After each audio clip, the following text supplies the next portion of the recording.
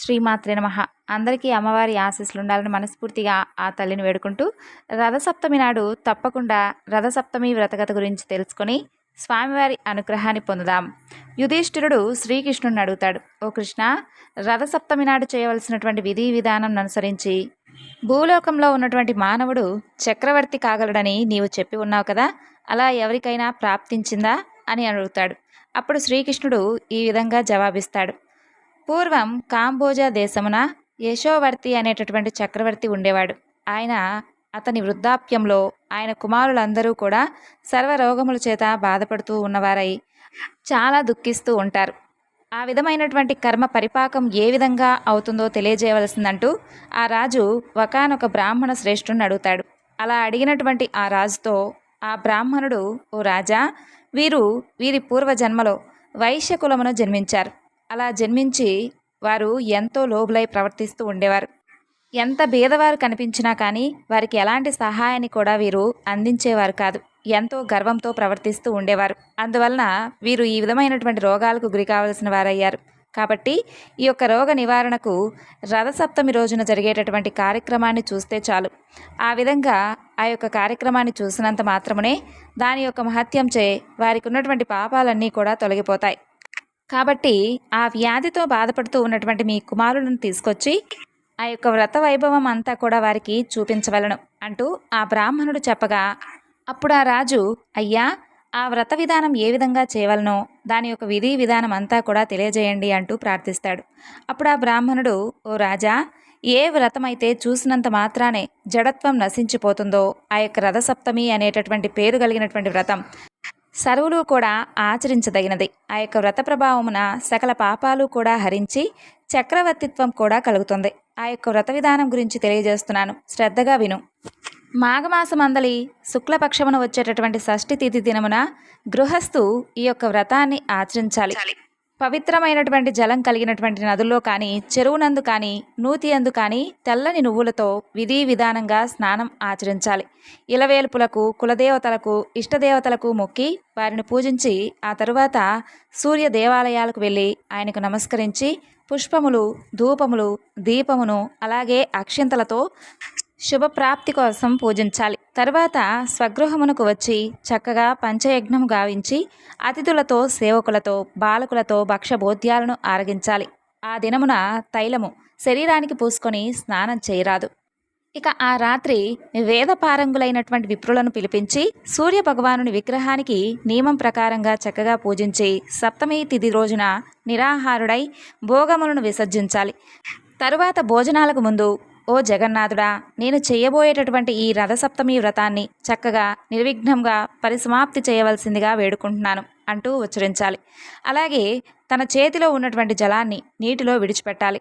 అలా నీటిని విడిచిపెట్టి గృహమున నేలపైన శయనించి జితేంద్రుడై ఉండి ఉదయాన్నే లేచి నిత్య కృత్యములు ఆచరించి శుచే ఉండవలను.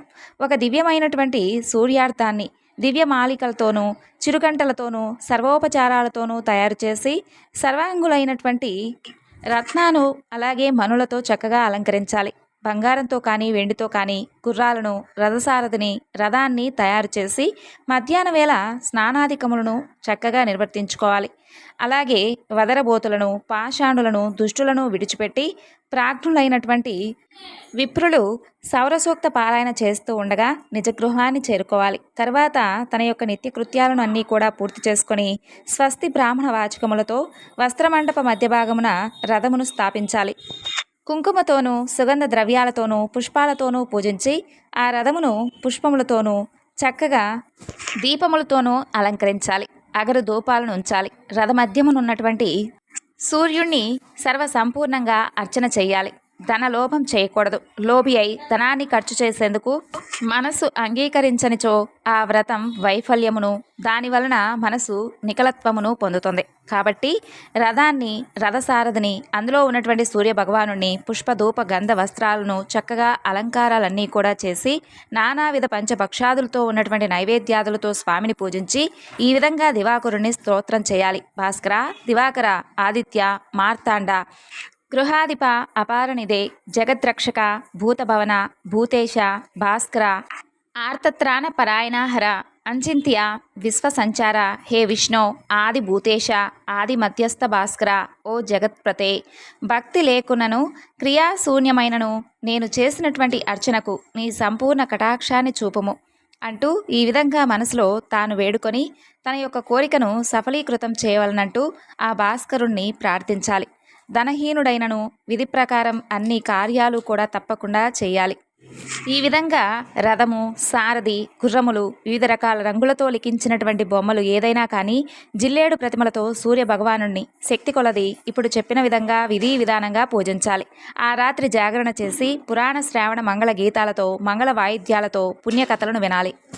ఆ తరువాత రథయాత్రకు బయలుదేరి సూర్యుని మనసులో ఉంచుకొని ధ్యానిస్తూ అర్ధనిమిళితమైనటువంటి నేత్రుడై అలా చూస్తూ ఉండాలి. ప్రాతకాలమునే లేచి విమలుడై స్నానకృత్యములన్నీ కూడా నిర్వర్తించుకొని బ్రాహ్మణులందరికీ కూడా చక్కగా మీరు ఏదైతే ఎంతమంది అయితే బ్రాహ్మణులు పిలుచుకుంటారో వారికి తృప్తిగా భోజనం పెట్టి వివిధ రత్న భూషణాలతో ధాన్యాదులతో వస్త్రాలతో వారిని తృప్తిపరచాలి. అలా చేసిన అశ్వమేధ యాగం చేసినటువంటి ఫలితం లభిస్తుందంటూ బ్రహ్మవిధులు చెప్పారు.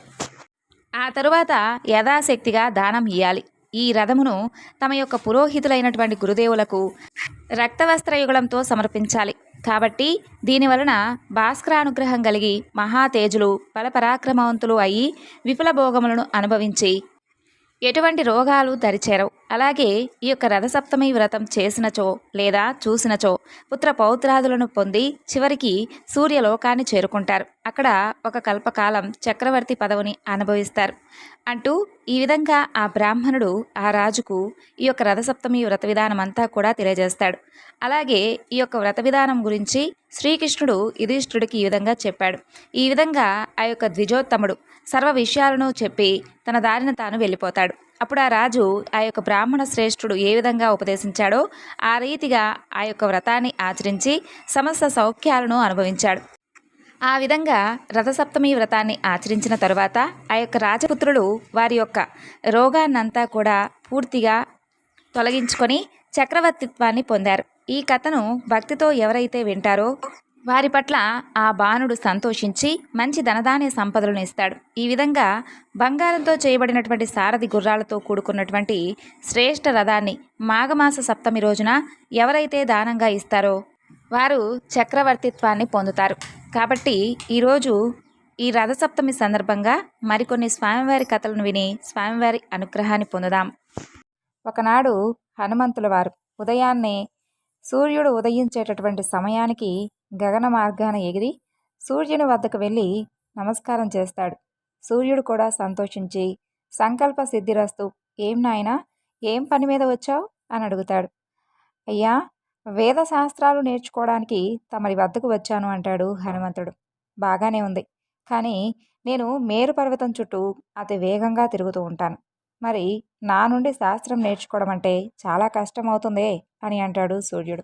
దానికి హనుమంతుడు, మహాత్మా, ఉదయ పర్వతం మీద ఒక కాలు, అస్తమాయ పర్వతం మీద మరొక కాలు పెట్టి మీ వద్ద చదువుకోమంటారా, లేదంటే మీకు ముందుగా నడుస్తూ చదువుకోమంటారా అని సూర్యుడిని అడుగుతాడు. అందుకు సూర్యుడు ఆ మాటకు సంతోషించి, నాయనా, నీ వంటి వాడు ఈ సృష్టిలో మరెవ్వరూ లేరు. 2 కొండల మీద పాదాలు ఉంచి నిలబడు, దేవతలందరూ కూడా చూసి ఆనందిస్తారు అని అంటాడు. వెంటనే హనుమంతుడు సూర్యుడికి ప్రదక్షిణ నమస్కారాలు చేసి తన శరీరాన్ని నక్షత్రాల కన్నా కూడా పైగా ఉండే విధంగా పెంచేసి అన్ని దిక్కులు ఆక్రమించి బ్రహ్మాండం మొత్తం నిండే విధంగా చేస్తాడు. ఆ అవతారాన్ని చూసి బ్రహ్మదేవుడు కూడా నివ్వెరబోతాడు. మునులు, దేవతలు హనుమంతుని చూసి నమస్కారాలు చేస్తారు. ఇక సూర్యుడు పొందినటువంటి అద్భుతం అయితే అంతా ఇంత కాదు. ఆయన హనుమంతునితో ప్రత్యక్ష రుద్రావతారుణ్ణి అని చెప్పి కీర్తి కలిగించేందుకు నా వద్దకు వచ్చావు, కానీ నేను నీకు అసలు ఉపదేశించడం ఏమిటి నాయన అంటాడు సూర్యుడు హనుమంతుల వారితో.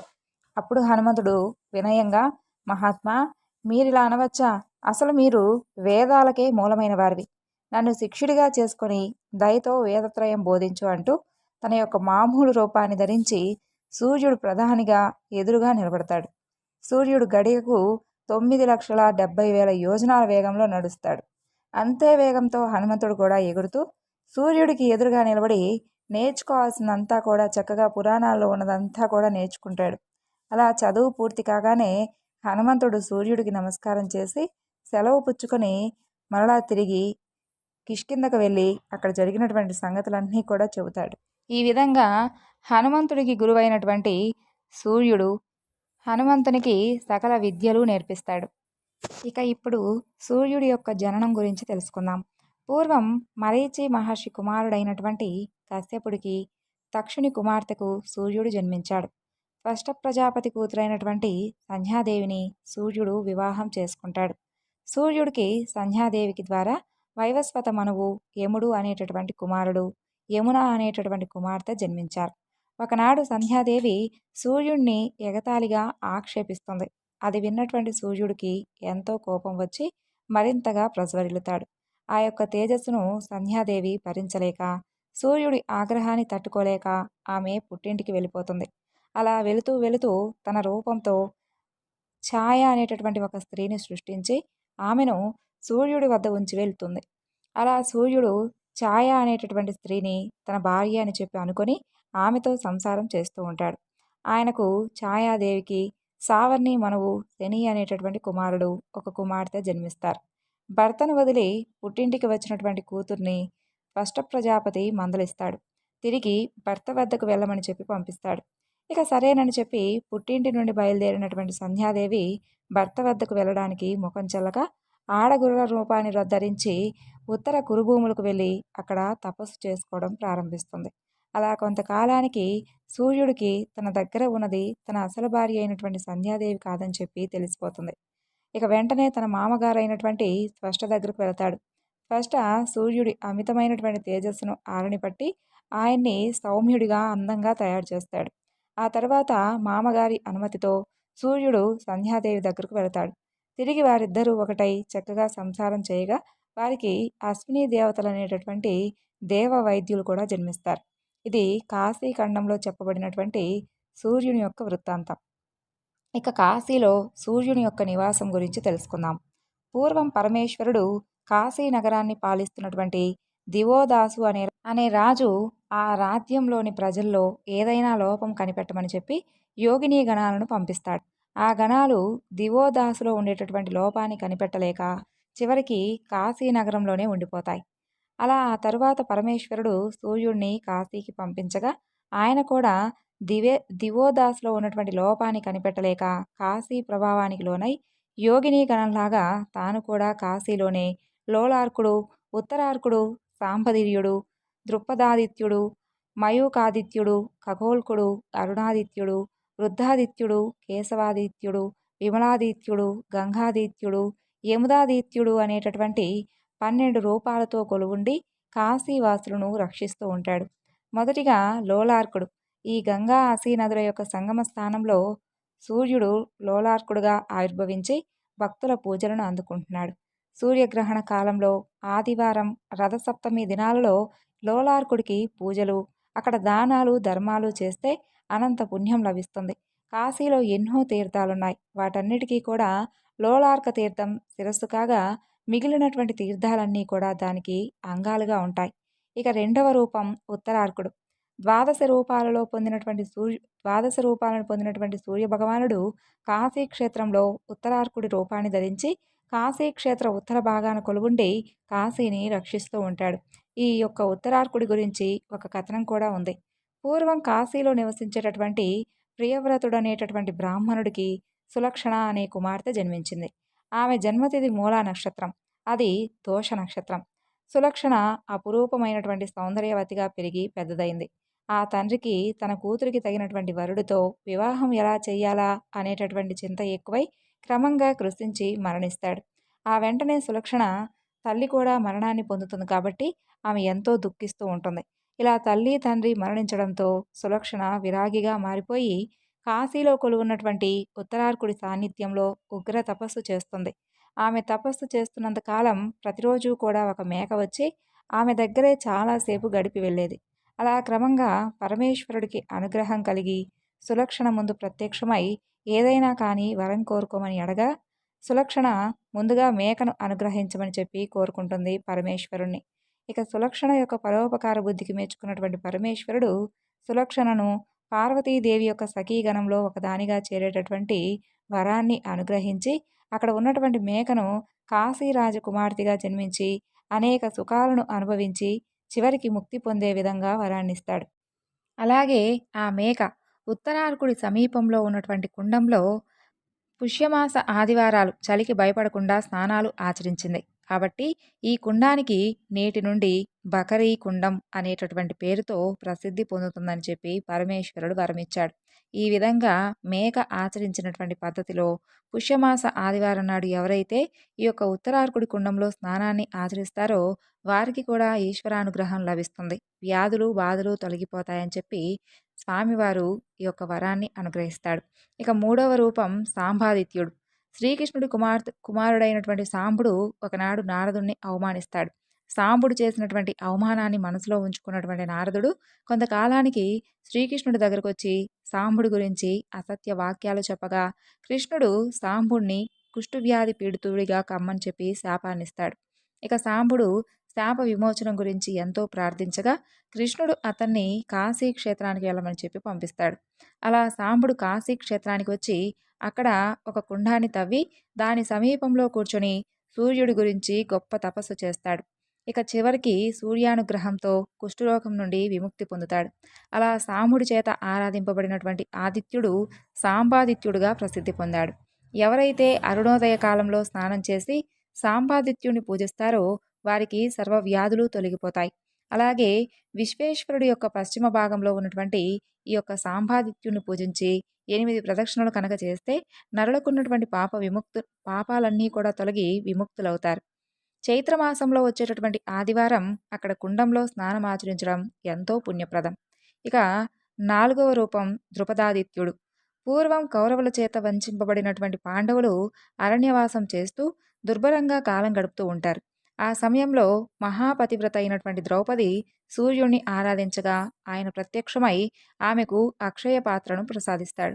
అలా ప్రసాదించి ఆమెతో, ఓ ద్రౌపది, కాశీ క్షేత్రంలో విశ్వేశ్వరుడి దక్షిణ భాగంలో దండపాణి సమీపంలో ఎవరైతే నన్ను అర్చిస్తారో వారికి వ్యాధి శుద్బాధ భయం ఎప్పటికీ కూడా కలగవు. నీచే పూజింపబడినటువంటి నేను ద్రుపదాదిత్యుడిగా కాశీలో కొలువుంటానని చెప్పి అదృశ్యుడవుతాడు. అలా ద్రౌపది చేత ఆరాధింపబడినటువంటి సూర్యుడు కాశీ క్షేత్రంలోని భక్తులందరినీ కూడా అనుగ్రహిస్తూ ద్రుపదాదిత్యుడుగా ఖ్యాతిగాంచాడు. ఇక 5వ రూపం మయూకాదిత్యుడు. పూర్వం కాశీలోని పంచనదీ తీర్థంలో సూర్యుడు గభస్తీశ్వరుడు అనే పేరుతో ఒక శివలింగాన్ని, ఆ లింగం సమీపంలో మంగళాదేవిని స్థాపించి కఠోరమైనటువంటి తపస్సు చేస్తాడు. ఆయన తపస్సు వేడికి లోకాలన్నీ కూడా తలడిల్లిపోతూ ఉంటాయి. ఆయన కిరణాలు లోకాలన్నీ కూడా ఆక్రమిస్తాయి. ఇక అందుకు పరమేశ్వరుడు కరుణిస్తాడు. సూర్యుడికి ప్రత్యక్షమై అతనితో, ఓ సూర్య, నీచే స్థాపింపబడినటువంటి ఈ లింగం గభస్తీశ్వర లింగంగా ఖ్యాతి చెందుతుంది. కాశీలోని పంచనదీ తీర్థంలో స్నానం చేసి ఈ గభస్తీశ్వరుణ్ణి అర్చిస్తే నరులకు మోక్షం లభిస్తుంది. అలాగే నీవు తపస్సు చేసేటటువంటి సమయంలో శరీరం కనపడక కేవలం కిరణాలే అంతటా వ్యాపించాయి. కాబట్టి నేటి నుండి నీవు మయూకాదిత్యుడనేటటువంటి పేరుతో సుప్రసిద్ధుడవుతావు. ఇక్కడ నిన్ను అర్చించిన వారికి వ్యాధులు దారిద్రం ఎన్నటికీ సంభవించమని చెప్పి పరమేశ్వరుడు వరాన్నిస్తాడు. ఇక 6వ రూపం ఖగోల్కాదిత్యుడు. ఈయన పూర్వం దక్ష ప్రజాపతి కూతుళ్ళైనటువంటి వినత కద్రువులు ఒకరితో ఒకరు పందెం కాస్తారు. అందులో వినత ఓడిపోగా కద్రువ గెలుస్తుంది. వినత కద్రువకు దాసి అవుతుంది.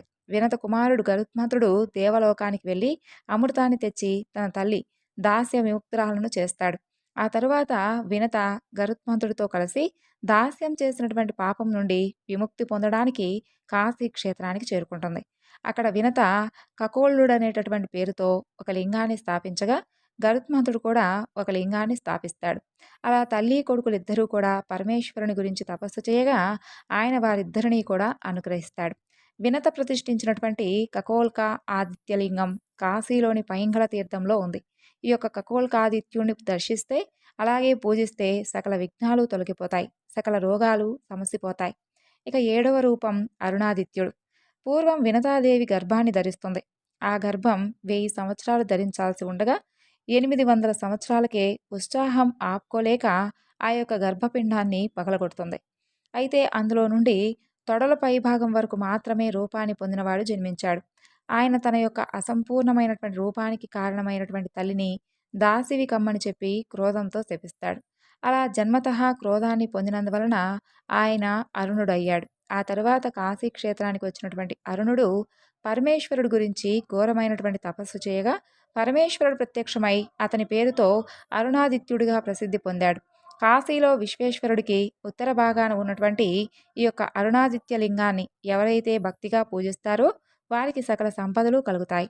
ఇక 8వ రూపం వృద్ధాదిత్యుడు. పూర్వం వృద్ధహరితుడనేవాడు కాశీ క్షేత్రంలో సూర్యుడు గురించి ఘోరమైనటువంటి తపస్సు చేస్తాడు. అతను ఎంతో వృద్ధుడు. సూర్యుడు అతన్ని కరుణించి ప్రత్యక్షమవగా ఆయన తనకు తిరిగి యవ్వనాన్ని ప్రసాదించమని చెప్పి కోరుకుంటాడు. తదాస్తు అని సూర్యుడు అతనికి నూతన యవ్వనాన్ని ప్రసాదిస్తాడు. అలా వృద్ధుడికి యవ్వనాన్ని ప్రసాదించినటువంటి ఆదిత్యుడు వృద్ధాదిత్యుడుగా ప్రసిద్ధి పొందాడు. ఇలా ఎవరైతే కాశీ క్షేత్రంలో ఈ యొక్క వృద్ధాదిత్యుడిని దర్శించి పూజిస్తారో వారికి వార్ధక్య బాధలన్నీ కూడా తొలగిపోతాయి. ఇక 9వ రూపం కేశవాదిత్యుడు. ఒకనాడు సంచారం చేస్తున్నటువంటి సూర్యుడు దారిలో దర్శనమిచ్చినటువంటి కేశవుణ్ణి చూసి రథం దిగి ఆయనకు నమస్కరిస్తాడు. ఇక కేశవుడు కూడా సూర్యుడికి స్వాగతం పలుకుతాడు. ఆ సమయంలో సూర్యుడు కేశవుడితో, స్వామి, జగన్నాథుడవైనటువంటి నీవు సర్వాంతర్యామివి కదా, మరి అలాంటి నీవు పూజించేది ఎవరిని, ఎవరు నీకన్నా పూజనీయుడని చెప్పి అడుగుతాడు. అందుకు కేశవుడు సూర్యుడితో, ఓ సూర్య, త్రిపురారి అయినటువంటి మహాదేవుడు పరమేశ్వరుడే, త్రిలోక పూజనీయుడు. ఆయనే మృత్యుంజయుడు. ఆయన కనుసన్నల్లో ఈ జగత్తంతా కూడా చిలుస్తూ ఉంటుంది. పరమేశ్వరుడి లింగాన్ని అర్చిస్తే 100 జన్మల పాపం నశిస్తుంది, మోక్షం లభిస్తుంది. కాబట్టి సూర్య, ముల్లోకాలలో లింగార్చనను మించింది లేదు. నువ్వు కూడా కాశీ క్షేత్రంలో లింగాన్ని స్థాపించి అర్చించు అని చెబుతాడు. అలా ఆదికేశవుడి ద్వారా ఉపదేశాన్ని పొందినటువంటి సూర్య భగవానుడు కాశీలో ఒక లింగాన్ని స్థాపించి పూజించగా అది కేశవాదిత్య లింగంగా పేరుగాంచింది. ఎవరైతే కాశీ క్షేత్రంలో ఈ యొక్క కేశవాదిత్యుని దర్శించి అక్కడ ఉన్నటువంటి పాదోదక తీర్థంలో స్నానం చేస్తారో వారికి ఉన్నటువంటి సప్త జన్మల పాపం అంతా కూడా నశించి ముక్తి లభిస్తుంది. ఇక 19వ రూపం విమలాదిత్యుడు. పూర్వం ఉచ్ఛద్దేశంలో విమలుడు అనేటటువంటి క్షత్రియుడు ఉండేవాడు. ఆయన ఎన్నో మంచి పనులు చేస్తూ మంచివాడిగా ప్రసిద్ధి పొందినప్పటికీ పూర్వ జన్మలో చేసినటువంటి పాపం వలన కుష్ఠరోగాన్ని పొందాడు. ఆ వ్యాధితో తన రాజ్యంలో ఉండలేక కాశీ క్షేత్రానికి వచ్చి ఎంతో భక్తిగా సూర్యుడిని ఆరాధించాడు. అందుకు సూర్యుడు ప్రసన్నుడై వరాన్ని కోరుకోమని అడగగా పరోపకారపరాయణుడైనటువంటి విమలుడు, స్వామి, నిన్ను భక్తితో పూజించే వారికి ఎటువంటి రోగాలు, దరిద్రాలు, అలాగే ఏవీ కూడా ఉండకూడదనేటటువంటి వరాన్ని కోరుకుంటాడు. అందుకు తదాస్తని చెప్పి వరం ఇచ్చినటువంటి సూర్యభగవానుడు ఆనాటి నుండి విమలాదిత్యుడి రూపంలో కాశీ క్షేత్రంలో స్థిరంగా నిలిచాడు. ఎవరైతే ఈ యొక్క విమలాదిత్య లింగాన్ని దర్శించి పూజిస్తారో వారికి కుష్ఠరోగం నశించిపోతుంది. ఇతర రోగాల నుండి కూడా విముక్తి లభిస్తుంది. 11వ రూపం గంగాదిత్యుడు. కాశీ విశ్వేశ్వరుడు యొక్క దక్షిణ భాగంలో గంగాదిత్యుడు ఉంటాడు. ఆయన్ని దర్శిస్తేనే ఎంతో పుణ్యం లభిస్తుంది. ఎప్పుడైతే భాగీరథుడి ద్వారా గంగ కాశీ క్షేత్రానికి వచ్చిందో అప్పుడే సూర్యుడు కూడా అక్కడికి వచ్చి గంగను స్తుతించాడు.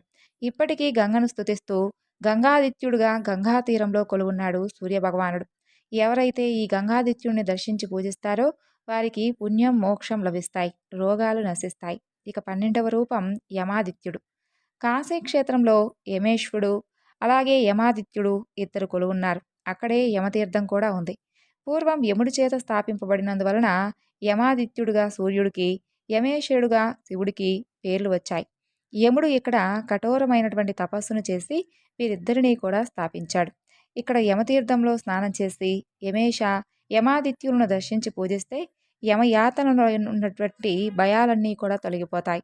అలాగే యమతీర్థంలో చతుర్దశి నాడు భరణీ నక్షత్రం రోజు మంగళవారం ఎవరైతే పిండ ప్రదానం, తర్పణలు ఆచరిస్తారో వారికి ఉన్నటువంటి పితృదోషాలన్నీ కూడా తొలగిపోయి విముక్తులవుతారు. ఈ విధంగా 12 రూపాలు ధరించినటువంటి ఆ సూర్య భగవానుడు కాశీ క్షేత్రంలో నివాసముండి ఆ క్షేత్రాన్ని రక్షిస్తూ అక్కడికి వచ్చి తనను ఎవరైతే దర్శించి పూజిస్తున్నారో వారందరికీ కూడా ఆయువును, ఆరోగ్యాన్ని, ఆనందాన్ని ప్రసాదిస్తున్నాడు స్వామివారు. సూర్యుడు సకల దేవతా స్వరూపుడు, అన్ని వెలుగులకు కారణభూతుడు. ఆయనే కాలస్వరూపుడు, కాలాన్ని ప్రవర్తింపచేసేవాడు. నిత్యం నిత్యాలకు తేడా తెలిసినటువంటి వైకుంఠవాసులందరూ కూడా సూర్యుణ్ణి సూర్యనారాయణుడిగా భావించి అర్చిస్తూ ఉంటారు. వేదాల ప్రకారం సూర్యుడే పూర్వుడై అనగా సృష్టికి ముందు జన్మించినాడు కాబట్టి సూర్యుడే పూర్వుడనమాట. దీనిని బట్టి సూర్యుడు ఆదిదేవుడు.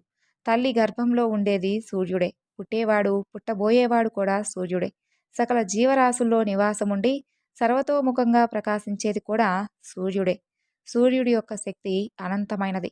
వేదాల్లో చెప్పినటువంటి సౌర మంత్రాలను ఉపాసన చేసేవారు సూర్యుడితో సమానమైనటువంటి తేజస్సుతో వెలిగిపోతూ ఉంటారట. ఇక పుష్యమాసం అలాగే చైత్రమాసం అంటే ఆయనకు ఎంతో ప్రీతికరం. ఆ మాసాలలో వచ్చేటటువంటి ఆదివారాల్లో సూర్యోదయ సమయంలో స్నానం చేసి స్వామివారికి అర్ఘ్యం సమర్పిస్తే చాలు, ఎవరికైనా సరే వారికి ఉండేటటువంటి రోగాలన్నీ కూడా హరించుకుపోయి స్వామి అనుగ్రహం కలుగుతుంది. స్వామి అనుగ్రహాన్ని పొంది వారు సూర్యలోకాన్ని చేరుకుంటారు. సూర్యమండలం మధ్య భాగంలో విష్ణుమూర్తి కొలువుంటాడని చెప్పడం వలన సూర్య భగవానుణ్ణి సూర్యనారాయణుడు అని అంట. ఇక సూర్యవంశరాజులు ఎవరో తెలుసుకుందాం. సూర్యవంశరాజులలో హరిశ్చంద్రుడు, నలమహారాజు, మాంధాత చక్రవర్తి, దశరథుడు, ఇక్ష్వాకు కులతిలకుడైనటువంటి శ్రీరామచంద్రుడు సుప్రసిద్ధులు. అలాగే మహాభారతంలో మహాదాతగా ప్రసిద్ధి పొందినటువంటి కర్ణుడు కూడా సూర్యాంశ సంభూతుడే. సూర్య భగవానుణ్ణి ఉదయకాలంలో బ్రహ్మగా, మధ్యాహ్నం సమయంలో పరమేశ్వరుడుగా, సాయంకాలంలో మహావిష్ణు రూపుడుగా భావించి కొలుస్తూ ఉంటాం. ఇక ఈరోజు స్వామివారి గురించి తెలుసుకున్నటువంటి వివరణ అంతా కూడా మీకు నచ్చింది అనుకుంటున్నాను. అలాగే ఆసక్తికరంగా ఉంది అని అనుకుంటున్నాను. మరొక చక్కని వివరణతో మరలా రేపటి వీడియోలో కలుసుకుందాం. అంతవరకు నమస్కారం. సర్వం శ్రీ లలితార్పణమస్తు. స్వస్తి.